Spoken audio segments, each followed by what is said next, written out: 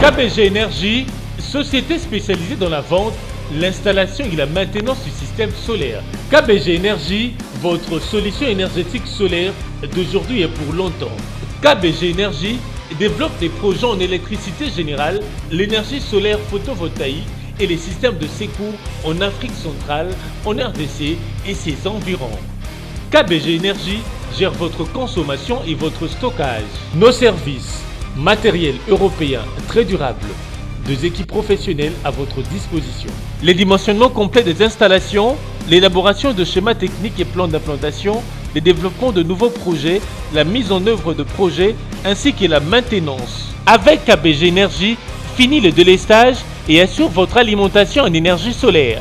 Appelez-nous au plus 243 822 829 199, soit plus 243 999 466 256. Immeuble NTC ex Massamba 644 Kinshasa Gombe, référence rond-point Kimazière.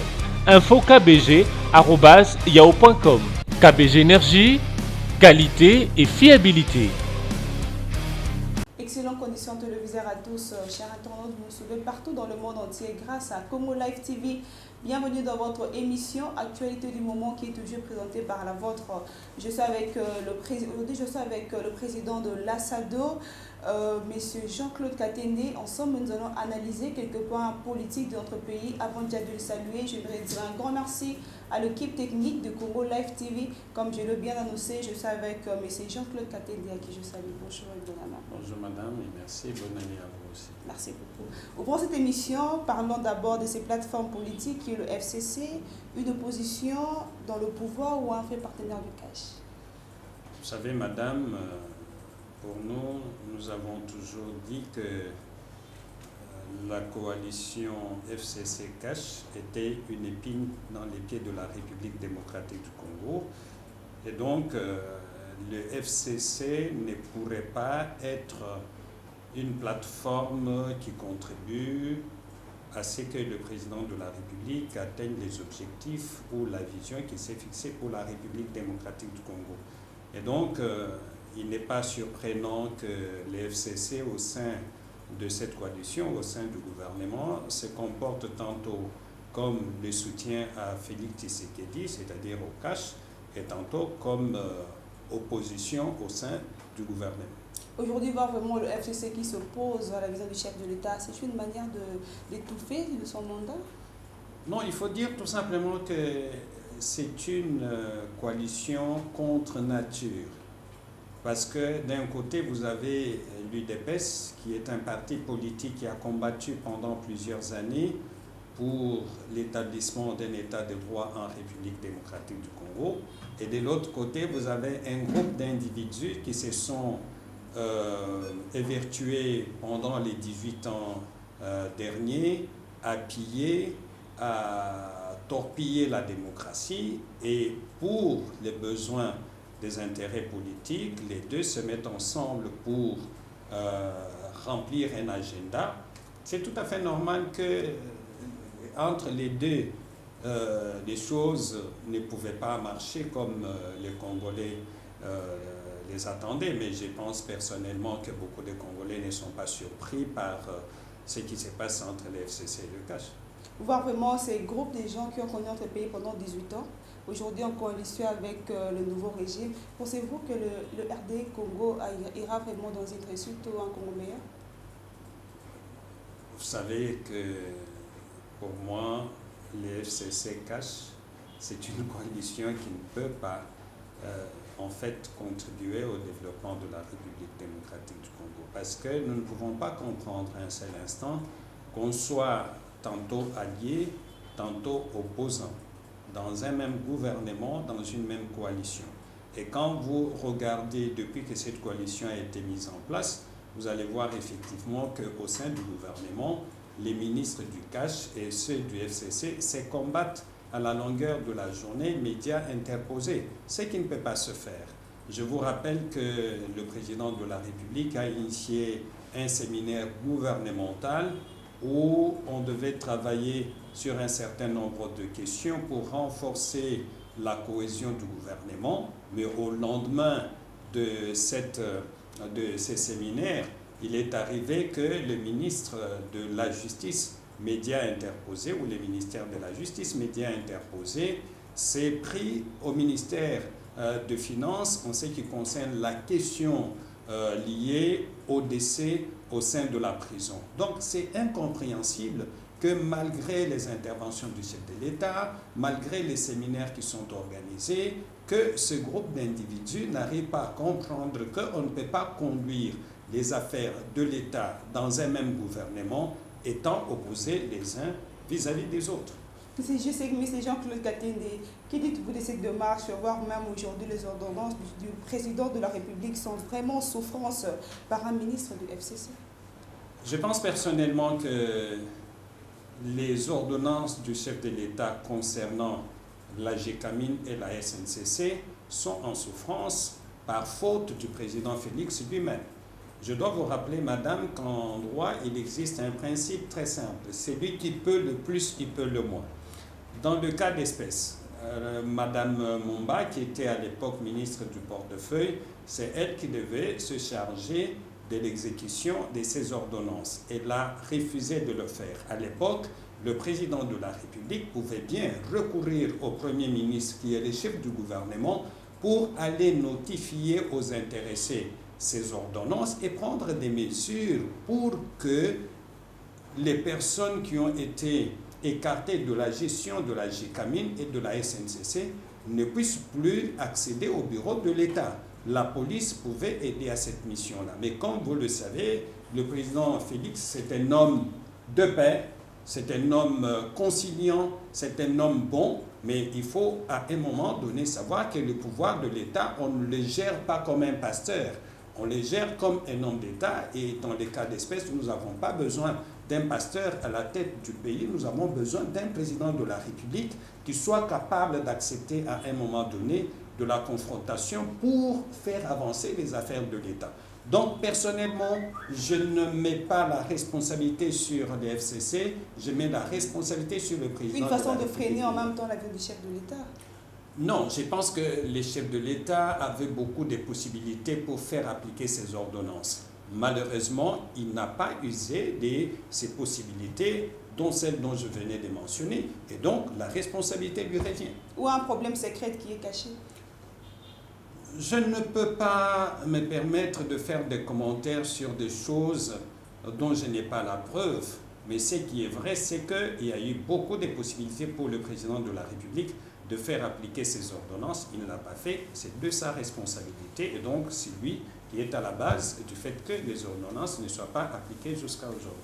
Nous avons suivi l'évêque Pascal Mukuna lors de sa matinée politique qui dit en même temps que pour lui, il dit c'est un sabotage de voir le même jour que le chef de l'État a besoin de ses ministres, le même jour l'autorité morale du FCC, Joseph Kabila, qui organise la réunion le même jour à Kinshasa. Vous savez, j'ai beaucoup de choses à dire par rapport au pasteur Mukuna. Pendant les 18 ans derniers du règne du président Kabila, nous n'avons jamais entendu le pasteur Mukuna prendre la parole pour condamner les méfaits du régime Kabila. Nous savons cependant qu'il était proche à ces régimes-là. Et aujourd'hui, ce n'est pas une mauvaise chose que le pasteur Mukuna, je voulais dire, change de langage. On a besoin de ces leaders d'opinion pour mobiliser davantage les Congolais vers les objectifs de démocratie, mais aussi de développement de notre pays. Maintenant que le pasteur Mukuna, ses esprits sont revenus à la normale, nous nous en félicitons et nous disons tout simplement que il est important en tant qu'un homme d'église de pouvoir faire en sorte qu'il soit capable de rapprocher les deux pour les aider à avancer. Il ne doit pas se comporter comme un homme politique de l'opposition, mais il doit se comporter comme un pasteur capable d'aider les uns et les autres à se mettre ensemble.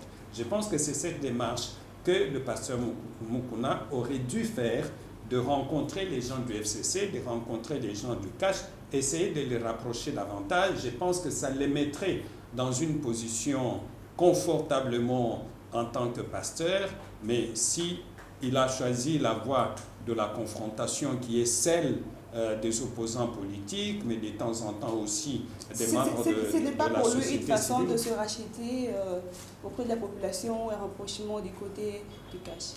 C'est possible, mais il doit le faire en tant que pasteur, pas en tant qu'opposant. Aujourd'hui, en même temps, lors de cette matinée politique, point de presse, qui dit en même temps qu'il est là pour dénoncer. Aujourd'hui, nous pouvons dire que l'évêque Mukuna avait dénoncé du côté du FCC. Je pense personnellement que le rôle d'un pasteur, c'est celui que je venais de définir, d'aider à la cohésion, à la paix, à rapprocher les positions qui sont antagonistes. Mais dans les cas d'espèce, je note aussi que les hommes de Dieu, quand ils constatent qu'il y a un mal dans la société, ils ont le devoir de pouvoir les dénoncer. Et là, je crois qu'il y a plusieurs démarches qu'il faut entreprendre, et ce sont ces démarches. Il a même rajouté qu'il a fait appel aux avocats de la CPI. Non, il faut dire quand même que... Il a fait appel aux avocats de la CPI, dont 3 ont répondu à son invitation. Bon, j'ai dit tout simplement qu'il faut savoir quand on fait... Bon, il y a certains faits qui passent au sein de la communauté, des gens qui ne sont pas instruits par rapport aux questions de la Cour pénale internationale. Dans le cas d'espèce, je me demande quelles sont les causes pour lesquelles le pasteur Mukuna inviterait les avocats près la Cour pénale internationale pour dénoncer quoi? Parce qu'il y a des faits précis qui doivent rentrer dans la compétence de la CPI.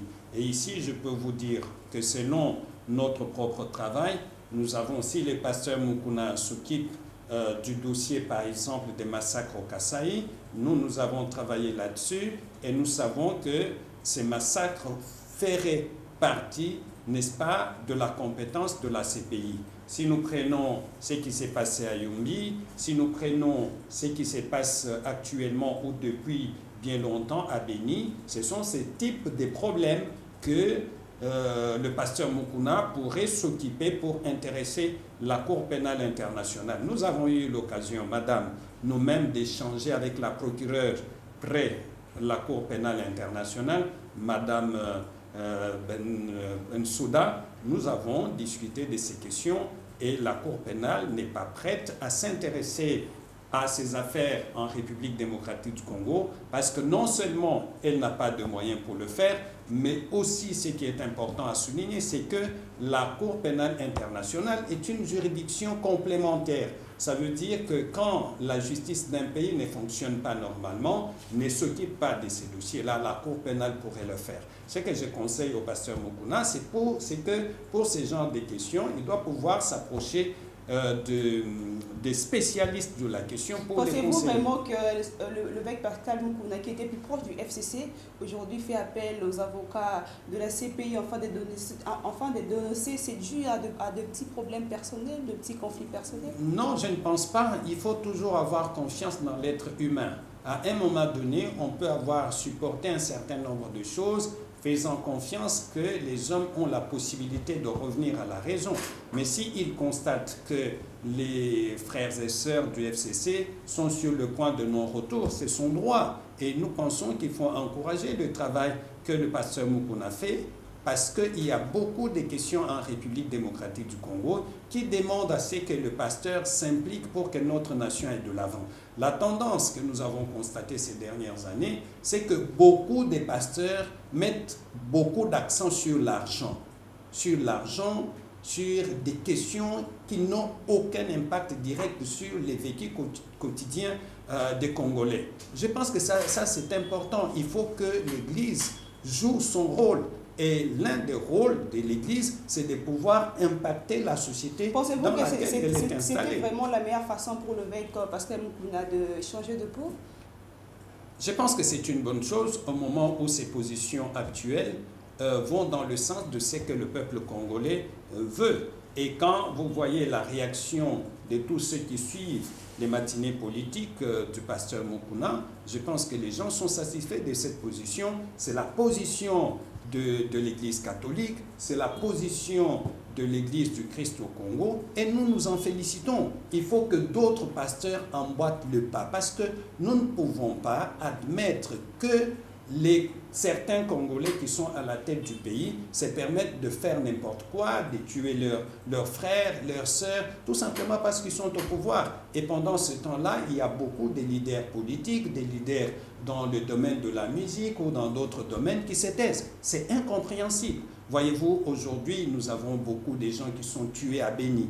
Et dans le reste du pays, c'est comme s'il n'y avait rien. Et ça, c'est inadmissible. Il faut absolument que les Congolais se réveillent et que les gens considèrent que ce qui se passe à l'est de la République démocratique du Congo, c'est une menace pour l'ensemble du pays. Et il faut que nous soyons concernés. Et ici à Kinshasa, nous avons tenté plusieurs fois de faire des marches de soutien aux frères et sœurs de Béni, des marches qui ont été empêchées par la police. Et nous ne pouvons pas comprendre que l'autorité de la ville de Kinshasa se permette de prendre pareille décision alors que c'est un moment de solidarité, un moment de mobilisation, parce que notre pays n'est pas menacé, comme beaucoup de gens le disent, par les ADF. Les ADF, c'est tout simplement une théorie de mobilisation, une théorie qui a permis en fait de désorienter les Congolais, des vrais agresseurs de notre pays qui sont le Rwanda et l'Ouganda.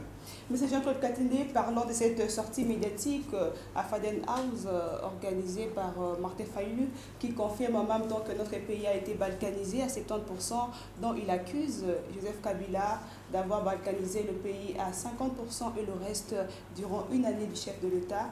Il accuse en même temps le président Félix-Antoine Tshisekedi. Je pense que ce n'est pas le moment de faire des accusations. Et je me demande personnellement, les pourcentages qu'il donne sont justifiés par quoi? 70%. 75% pour M. Kabila et 15% pour M. Félix Tshisekedi. Je pense qu'à un moment donné, que nous ayons des positions divergentes ou pas sur la gestion du pays, nous devons rester raisonnables et réfléchir.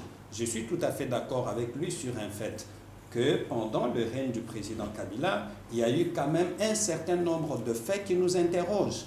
Par exemple, le fait aujourd'hui, hier, que les gens, par exemple, du M23, qui ont attaqué notre pays, avec le soutien du Rwanda, et il n'y a eu aucune action initiée par le gouvernement de M. Kabila contre le Rwanda. C'est quand même des questions que nous pouvons nous poser. Et dans le même dossier, M. Kabila a accepté d'accorder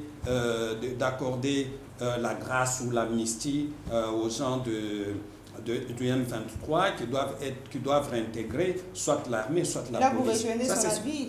C'est pour ça que je dis, madame, je suis très précis sur ce que je dis. Je ne confirme rien, mais je dis tout simplement qu'il y a quand même certains faits qui sont arrivés pendant le règne du président Kabila qui doivent nous permettre de nous interroger.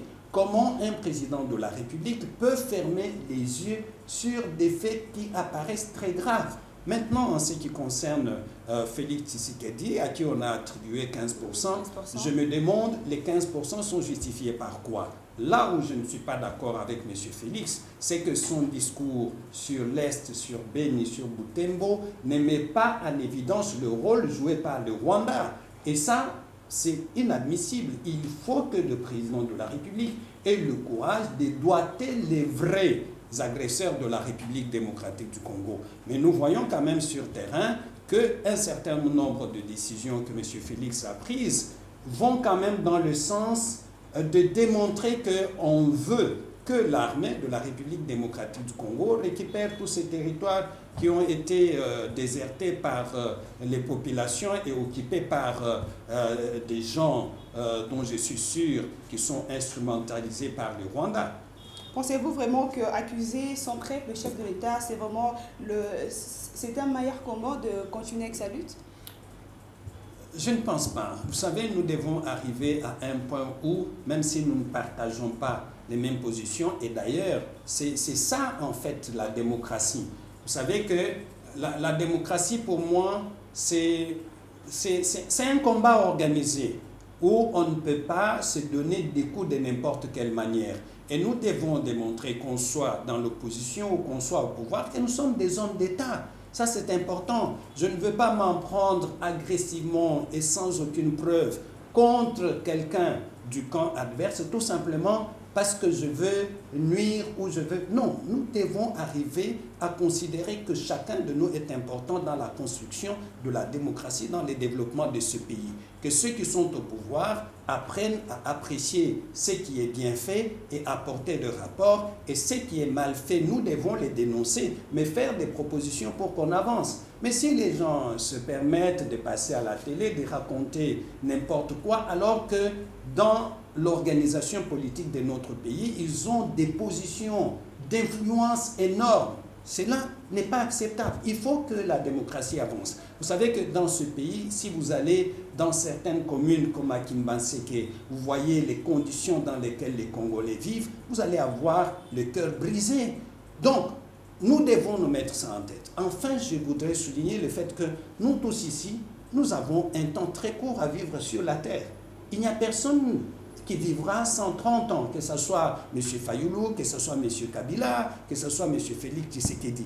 Et pendant ce court temps, nous devons travailler de telle sorte que nous puissions laisser des empreintes positives dans ce pays-ci. Fort malheureusement, quand je vois M. Kabila avec son équipe, il me donne l'impression qu'ils vont vivre 100 ans en train de régner au Congo. C'est impossible. C'est la même chose, c'est la même attitude que je vois du côté de M. Fayoulou qui pense qu'il aura plusieurs années à vivre sur la terre. Lors même de sa visite à l'est du pays, il accuse le sénateur à vie, Joseph Kabila Kabange, en disant que c'est le seul problème qui bloque la paix au niveau de l'est du pays.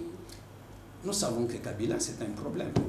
Il n'y a personne qui puisse dire au Congo que Kabila, c'est un homme de paix. Non, Kabila n'est pas un homme de paix parce que tout ce qu'on a vu pendant son mandat, il a fait tuer les gens, la police ici à Kinshasa. Depuis 2015, combien de jeunes on a tués ici à Kinshasa sans que le président Kabila... L'accusé jusqu'à ce régime actuel? Non, attendez, sans que le président Kabila... En fait, Félix est en train de gérer l'héritage de Kabila, en train de corriger les erreurs commises par Kabila. Si vous prenez aujourd'hui toutes les décisions que M. Félix a pu prendre, c'est pour corriger. Vous prenez par exemple la décision de libérer les prisonniers politiques. Qui les avait mis là-bas en prison? C'est M. Kabila qui les avait mis là-bas. Si vous prenez par exemple la décision de fermer les cachots parallèles de l'ANR, qui avait ouvert et accepté ces cachots? C'est M. Kabila. Une façon de dire la continuité? Non, je ne dis pas que c'est la continuité. Je dis tout simplement que M. Kabila est à la base de beaucoup de choses dans ce pays ici et il faut que nous puissions tous ensemble travailler pour les corriger. Aujourd'hui, nous avons vu le gouverneur de la ville de Kinshasa, M. Gentine Gobila, qui interdit ces marches organisées par ces cadres de plateforme Lamuka, qui veulent en même temps marcher le 17 mai en mémoire de l'Euro Patrice Emery Lumumba. C'est une décision anticonstitutionnelle. La décision prise par le gouverneur de la ville de Kinshasa, c'est une décision anticonstitutionnelle. Moi, je ne suis pas de Lamuka. Parce que je sais que quand je prends pareille position, il y a des gens qui vont me traiter de Lamuka. Moi, je suis un homme indépendant et j'ai la liberté de donner mes positions à mon âme et conscience quand j'estime consciencieusement que la position que je donne peut faire évoluer les choses. Donc, dans le cas d'espèce, la décision du gouverneur, c'est une décision qui n'est pas conforme à la Constitution. Parce que la raison qu'on avance, c'est de dire le 16 et le 17 sont, je ne sais pas, des journées de quoi, comme ils l'ont dit, tout ça. Mais ce sont ces journées qui doivent nous permettre de revendiquer un certain nombre de choses que ces personnalités, Lumumba et M. Laurent Désiré Kabila, incarnent. Quand vous prenez par exemple Laurent Désiré Kabila, il est des rares Congolais à avoir compris que ce pays peut se développer sur base de ses propres moyens. Combien aujourd'hui des Congolais ne pensent pas qu'il faut l'intervention des États-Unis, l'intervention de l'Europe pour développer le Congo? Donc, un tel monsieur, quand c'est l'anniversaire de sa mort, chaque Congolais peut se saisir de cette opportunité en revendiquant un certain nombre de choses, mais le faire de manière pacifique. C'est la même chose aussi pour Lumumba. Donc, le fait qu'il y aura des manifestations officielles ne peut pas être une raison pour interdire à d'autres citoyens qui ont d'autres revendications de pouvoir se manifester. La démocratie ne fonctionne pas comme ça. Et je voudrais le dire à M. Ngobila que la démocratie ne fonctionne pas de cette manière-là. Il faut qu'il soit ici pour favoriser que la Constitution soit respectée. Donc, je donne raison aux frères et sœurs de l'AMUCA qui disent que c'est une décision anticonstitutionnelle. J'aurais encore compris s'il y avait de menaces contre la sécurité en ce moment-là, parce que la sécurité de tous, c'est quand même une notion qui est au-dessus de tout. Mais cette question n'a pas été évoquée par M. Ngobila. Et donc, j'estime personnellement... Malgré l'interdiction du gouvernement de la ville, le militant et cadre de l'AMUCA s'organisent, enfin que le 17 mai sont tous à la rue. Mais c'est leur droit. C'est leur droit. M. Ngobila n'est pas au-dessus de la Constitution. C'est la Constitution qui permet aux citoyens. Et ici, je voudrais insister sur le fait que le régime établi par la Constitution de la République démocratique du Congo, c'est un régime d'information. Ça veut dire que ceux qui organisent ou qui voudraient organiser la manifestation doivent informer l'autorité pour que l'autorité prenne des mesures. Comme l'autorité a agi contrairement à la constitution du pays, et je voudrais ici souligner parce que beaucoup de Congolais ne les comprennent pas assez. La constitution, c'est la loi qui est au-dessus de tout. Et quand elle dit quelque chose, il faut que cette chose s'impose et aux citoyens et aux autorités. Fort malheureusement, on a ici des Congolais qui veulent passer leurs sentiments politiques, familiales, au-dessus de toute autre chose. Et je crois que nous avons l'obligation, en tant que citoyens, de lutter contre ces genres de dérives qui ne favorisent pas du tout la démocratie. À bientôt une année de l'alternance pacifique en RD Congo. Qu'est-ce que l'opinion congolaise peut retenir de cette date? Ce qu'il faut retenir, c'est que d'abord, la première année, l'année 2019, pour le président de la République, c'était une année pour moi de transition, une année de comprendre et d'apprendre ce qu'est le Congo. Et je ne cesse de répéter ce que le président Mobutu disait à l'époque, ce n'est pas facile d'être le Congo. Donc, le président de la République a eu la possibilité de connaître les acteurs nationaux et internationaux, la possibilité de comprendre les Congolais, et il a pris un certain nombre de décisions, bonnes ou mauvaises. On va faire avec, mais il a décrété l'année 2020 comme étant une année de l'action, et nous voulons effectivement des actions. Et nous voulons des actions. Mais ce que le président de la République a peut-être oublié, c'est que les Congolais veulent des actions courageuses, des actions qui doivent faire la démarcation entre la gestion du régime du président Kabila et sa propre gestion. Et ici, il faut souligner l'intérêt que le Congolais voudrait voir dans le domaine, par exemple, de la lutte contre la corruption, des véritables décisions. Et parmi ces décisions, il faut envoyer en prison certains proches du président de la République qui sont impliqués dans tel ou tel autre dossier. Je crois que ça, c'est important pour donner une autre image à la République. Et le président Félix ne peut pas réussir si son action principale ne tourne pas autour de la lutte contre la corruption. Et ça veut dire aussi que la lutte contre la corruption l'obligera de fouiner dans la vie de ses partenaires. Pensez-vous que c'est vraiment si facile ou si rapide de lutter contre la corruption dans notre pays? Il faut la volonté. Qui ont créé la corruption? C'est nous les Congolais. Et donc nous avons aussi la capacité d'y mettre fin ou de réduire son impact. Vous voyez qu'aujourd'hui, à cause de la corruption qui a gangréné toute notre société, quand vous allez à l'hôpital comme l'hôpital Mama Yemo, ici à côté de vos bâtiments, vous allez vous demander, on a quelle autorité, on vit dans quel pays?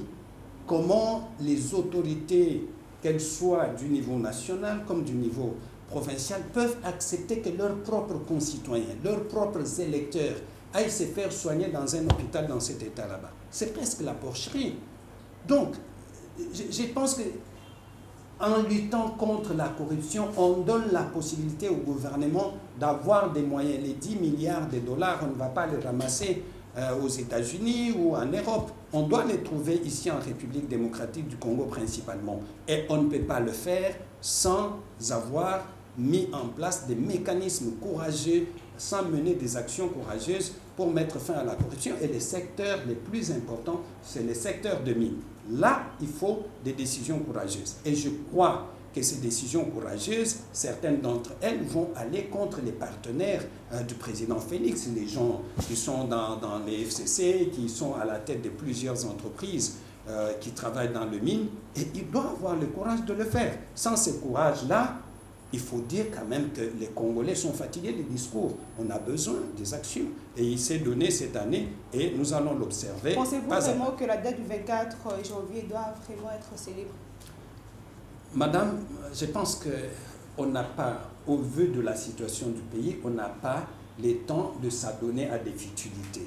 Pourquoi je dis que ce sont des futilités? En 2024, le président Félix pourrait partir. On aura un autre président. On aura un autre président qui peut être lui ou quelqu'un d'autre. Donc, à cette occasion-là, on va aussi fêter l'alternance de celui qui va venir. Je pense qu'il y a quand même des questions importantes sur lesquelles on doit mettre l'accent. Parce que la journée du 24, on voudrait mettre l'accent plus sur les individus. Qu'on parle de M. Kabila, parce qu'il a fait la passation pacifique du pouvoir. La passation du pouvoir n'a pas été pacifique, madame. N'a pas été pacifique. Combien de Congolais on a tués dans les marches du CLC? Pour qu'on puisse dire, le pouvoir a été arraché grâce au sang des Congolais. On doit le dire. Certains cadres du FCC qui disent qu'en même temps, cette date doit être célébrée parce que Joseph Kabila a facilité les choses. Je les salue en passant, en lui disant qu'il a été contraint par les Congolais et la communauté internationale à céder le pouvoir. Ce n'était pas dans ses calculs. Et vous avez vu comment, pour conserver une partie du pouvoir, ils ont manipulé les élections, ils ont organisé des élections chaotiques qui ont conduit aux résultats que nous connaissons. Mais à un moment donné, je pense que pour l'intérêt du Congo, il faut tourner la page. Mais quand on tourne la page, qu'elle soit bonne ou mauvaise, il faut quand même que nous ayons des indicateurs, des signaux qui démontrent qu'on veut prendre une nouvelle direction. Et aujourd'hui, ces signaux sont très faibles. Que dites-vous de cette grande question sur l'affaire des 100 millions? Madame, je dois vous dire que moi, je travaille depuis plusieurs années dans les mines. La première question que je pose, et je voudrais bien mettre les bases. La première chose, la GECAMINE, c'est une société de l'État congolais. Parce que l'État en est l'actionnaire, le seul et unique actionnaire. La GECAMINE va emprunter ces 200 millions d'euros pour faire des avances fiscales. Pour quelle raison? La raison, c'est laquelle? La GECAMINE doit des impôts, l'argent pour impôts, ou disons, doit payer la fiscalité à l'État. Mais en même temps, c'est l'État-là est propriétaire de la GECAMINE. Ça veut dire que l'État peut accepter d'attendre que la GECAMINE ait des moyens par ses propres activités pour avoir l'argent. Mais ils sont allés emprunter les 200 millions pour payer les impôts. Et nous connaissons comment ça marche. Nous connaissons comment ça marche. Cet argent a été envoyé sur quel compte? Et ce compte appartient à qui? Moi, je travaille pour l'initiative de transparence des industries extractives. Nous avons déjà pris la décision que l'entreprise soit celle de l'État ou privée. Tous les paiements d'impôts doivent passer par d'abord les agences financières de l'État, la banque commerciale ou les banques commerciales et après la banque centrale.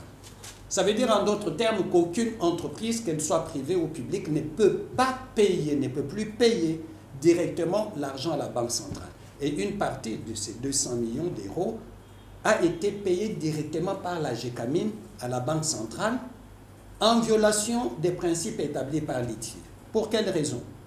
C'est tout simplement parce que l'argent est allé ailleurs, mais on voudrait faire passer tout simplement des opérations documentaires pour documenter. Et je vous dis que nous sommes sur ces dossiers et nous souhaitons que la justice avance, mais nous aussi nous allons avancer. Il faut arriver à un moment donné qu'on ne permette pas aux citoyens. Sur ces dossiers, hier c'était l'affaire 15 millions, aujourd'hui l'affaire des 100 millions. Pensez-vous vraiment avoir de résultats concrets? Mais pourquoi on ne peut pas les avoir? Pourquoi? Pourquoi voulez-vous que nous soyons des défaitistes? Nous continuons à nous mobiliser pour les 15 millions. Nous continuons à nous mobiliser. Mais faire 15 millions jusqu'à présent, aucun résultat. Mais madame, quand vous travaillez sur des questions qui ont duré des années, il faut avoir le courage de travailler pour longtemps. Vous savez que nous sommes, quand vous regardez les rapports de Transparency International, vous allez voir que la République démocratique du Congo est parmi les pays les plus corrompus du monde.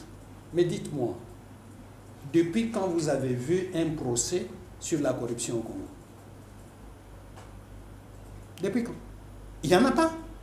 En tant qu'avocat, je le sais. Il n'y en a pas. Donc, il y a une contradiction entre la réalité et ce qui se passe.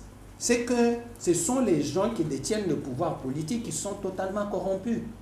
Et quand vous travaillez contre la corruption, c'est comme si vous arrachez un morceau de viande entre la gueule du chien. Pensez-vous que le RDC ira à un changement comme le souhaite le chef de l'État? Sinon, je ne serai pas ici. Si je continue à travailler avec d'autres collègues, c'est parce que nous croyons que le Congo a la possibilité de changer. C'est une question tout simplement d'individu. Et ce pays, comme je le dis partout où je passe, c'est le meilleur pays du monde. Il n'y en a pas deux. Il n'y a que nous, les Congolais, qui ne comprennent non pas que le Congo, c'est un pays d'avenir. Donc, la plupart des choses qui vont se faire au monde vont se faire autour de la République démocratique du Congo. Et vous avez là un pays où vous connaissez un seul projet de 30 ans ici au Congo. Il n'y en a pas. Mais il y a des pays qui ont déjà des projets jusqu'en 2050 et certains aspects de leurs projets sont focalisés sur le Congo. C'est dû à l'organisation, du gouvernement. Aux individus, à vous aussi. Est-ce que vous, les médias, vous jouez pleinement votre rôle? Vous n'êtes pas tantôt à gauche, tantôt à droite. Nous sommes toujours au service du peuple. Vous êtes au service du peuple. Bon, je travaille avec les médias, ça fait longtemps, mais j'en sais quelque chose. Mais ce que je voudrais dire, c'est que chacun de nous, nous devons nous mettre en tête que nous travaillons sur des questions qui vont prendre des années. Et si vous n'avez pas cette conception en vous, vous allez vous fatiguer dans quelques jours. C'est pour ça d'ailleurs que vous voyez que les médias s'emballent quand il y a des affaires d'actualité. Après, tout le monde se tait. Mais on ne travaille pas comme ça. Et les politiciens congolais ont compris que le Congolais se mobilise au début de l'affaire. Et après un temps, ils vont laisser tomber, ils vont s'occuper d'autre chose. Nous, on a compris ça. C'est pour ça que, par exemple, pour l'affaire de 15 millions, nous nous sommes organisés pour rappeler ça par Facebook. L'affaire 200 millions sera même étouffée comme l'affaire 15 millions. Ces affaires existent. Mais il ne faut pas croire que le Congo va être toujours dirigé par des hommes et des femmes qui négocient avec la corruption. Non. Vous savez, quand la misère atteindra son comble, les Congolais s'élèveront d'eux-mêmes pour se défendre. Et c'est pour ça que je crois personnellement que ceux qui sont impliqués dans l'affaire 15 millions, 57 millions, 200 millions d'euros, ils doivent se mettre en tête que nous n'allons pas les lâcher. Ils doivent se mettre en tête que si le gouvernement de M. Félix Tshisekedi ne s'en occupe pas, il y aura un autre gouvernement qui s'en occupera. Le Congo ne restera pas dans cet état où il est éternellement. Chez-toi, avec cette grande question, dans le discours d'échange de vœux, nous avons vu Emmanuel Shadari qui a renouvelé ses vœux du FCC de travailler ensemble avec le CACH. Pensez-vous que cette coalition atteindra en 2023? Ce sont des vœux hypocrites. Travailler en équipe? Ce sont des vœux hypocrites. Parce qu'aujourd'hui, CACH et FCC, ou particulièrement les FCC, peuvent nous donner quoi comme sa contribution? Pour mettre en place le gouvernement, ils ont pris combien de mois? Et ce gouvernement fait concrètement quoi? Quelle est l'action phare que ce gouvernement a? Ils ont ramené la gratuité de l'enseignement, le saut des moutons qui continue jusqu'alors. Madame, en ce qui concerne la gratuité de l'enseignement, elle n'a pas commencé aujourd'hui. Le président Kabila, il faut le reconnaître, avait posé quelques bases. Et le président Félix est venu renforcer ces bases. Donc ce n'est pas une action tellement nouvelle. Parce que le président Félix a étendu cette action à tous les enfants. En ce qui concerne les sautes de moutons, madame, quand vous allez à Tchang, j'étais là hier, dans toutes ces plateformes-là, on n'y travaille pas. On n'y travaille pas. Comment pouvez-vous concevoir qu'on mette en place des travaux qui n'ont pas de date de fin? C'est un des principes de mauvaise l'OPD a rassuré la gouvernance. population que le travaux avance très bien. J'étais là-bas. Les travaux n'avancent pas. On n'y fait absolument rien, madame. Est-ce que vous pouvez me dire, c'est à vous de poser la question, mais je me pose moi-même la question, est-ce que vous pouvez vous dire à quand la fin de ces travaux-là? Dans un pays au XXIe siècle, on lance des travaux dont on n'a pas la durée, la date de fin des travaux. Mais on est où là? On est où?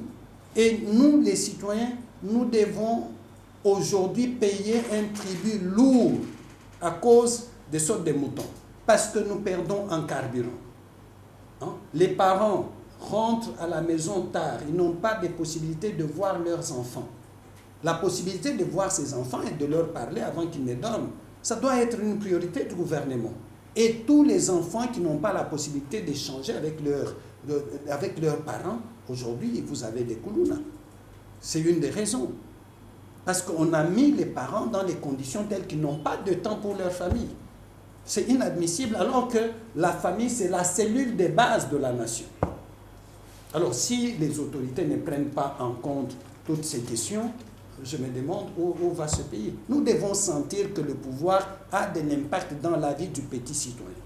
Merci beaucoup, M. Jean-Claude Katende. C'était un grand plaisir de partager ce plateau avec vous. Merci, madame. Nous sommes arrivés à la fin de votre émission Actualité du moment. C'était bel et bien le président de l'ASADO, M. Jean-Claude Katende. Merci infiniment à l'équipe technique de Congo Live TV. Quant à moi, je vous dis, restez brochés. On se retrouve à la prochaine pour un nouveau numéro. Au revoir. Merci. KBG Énergie, société spécialisée dans la vente, l'installation et la maintenance du système solaire. KBG Énergie, votre solution énergétique solaire d'aujourd'hui et pour longtemps. KBG Énergie développe des projets en électricité générale, l'énergie solaire photovoltaïque et les systèmes de secours en Afrique centrale, en RDC et ses environs. KBG Énergie gère votre consommation et votre stockage.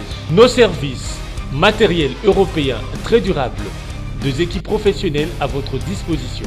Les dimensionnements complets des installations, l'élaboration de schémas techniques et plans d'implantation, le développement de nouveaux projets, la mise en œuvre de projets ainsi que la maintenance. Avec KBG Énergie, fini le délestage et assure votre alimentation en énergie solaire.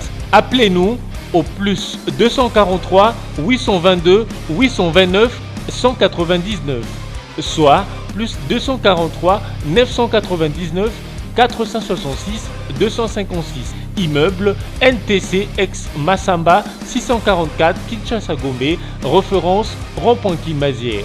Info kbg@yahoo.com. KBG Énergie, qualité et fiabilité.